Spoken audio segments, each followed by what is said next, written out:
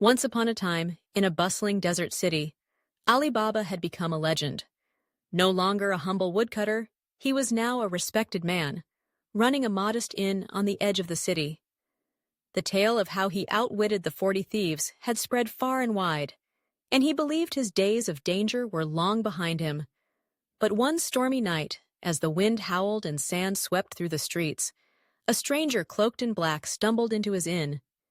His face was hidden, but his voice carried urgency. "Master Alibaba," the stranger said, bowing low, "the shadows of the 40 thieves have risen again. They haunt the Labyrinth of Zahir, and their curse is spreading. Travelers disappear. The city is at risk. You're the only one who can stop them." Alibaba frowned, dismissing the story as a mere myth. "The 40 thieves are long gone," he said. "Their shadows are no threat to me." The stranger's dark eyes gleamed. "You may have defeated their bodies, but their greed lingers. Their shadows feed on fear and secrets. The labyrinth is alive with their curse, and if it isn't stopped, they will consume everything." Reluctantly, Alibaba agreed. The next morning, guided by the stranger, he journeyed across the dunes.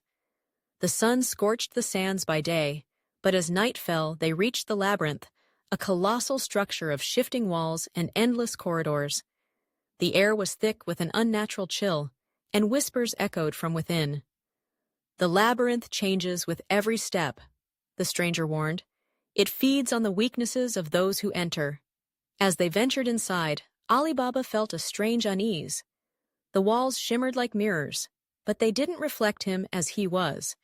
Instead, they showed him his darkest fears, visions of himself as greedy, cowardly, and selfish. The labyrinth wasn't just a maze of stone. It was a trial of the soul. The whispers grew louder. Shadows began to take shape, materializing into the forms of the 40 thieves. Their hollow eyes burned with malice. "You defeated us in life, Alibaba," one shadow growled. "But now we are eternal. No tricks or treasures can save you here." Alibaba gripped his courage tightly, dodging their attacks. But something about the shadows felt eerily real, their weapons cutting through the air with deadly precision. Suddenly, he noticed the stranger standing motionless, watching the chaos with unsettling calm. "Why aren't you helping me?" Alibaba shouted. The stranger stepped forward, removing his cloak. To Alibaba's horror, the figure's form shifted into the shadow of Kassim, his long-dead brother. "I brought you here, Alibaba," Kassim said, his voice bitter. "Not to save the city, but to make you face your sins. You stole my share of the treasure and left me to die." Alibaba's heart sank. "I didn't want to leave you, Kassim. I tried to save you, but your greed—" "Greed?" Kassim sneered. "You hoarded the treasure for yourself. It was never about survival. It was about power." The shadows swirled around Alibaba, their whispers piercing his mind. "Confess, Alibaba," they hissed. "The treasure you took was cursed. You hoarded it, and now the curse has returned." Alibaba dropped to his knees, the weight of guilt crushing him. He thought of the treasure he'd hidden long ago, riches he'd taken to secure his future. Was it greed or survival? A faint light appeared beside him, a glowing thread of hope. Alibaba reached for it, and the labyrinth began to quake. "No more," he said, standing tall. "I confess my mistakes. I confess my greed. But I also confess my desire to change." The light grew brighter, and the shadows recoiled, their forms dissolving into the air. Kassim lingered for a moment, his bitterness softening. "Perhaps you've learned," Kassim said quietly, before fading into the darkness.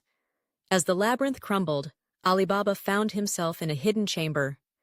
There lay the treasure he had taken years ago, now glowing with an ethereal light. A voice echoed through the chamber. "Riches are not meant to be hoarded. Share them, and the curse will lift." Alibaba understood. Returning to the city, he used the treasure not for himself, but to rebuild homes, feed the hungry, and protect the people.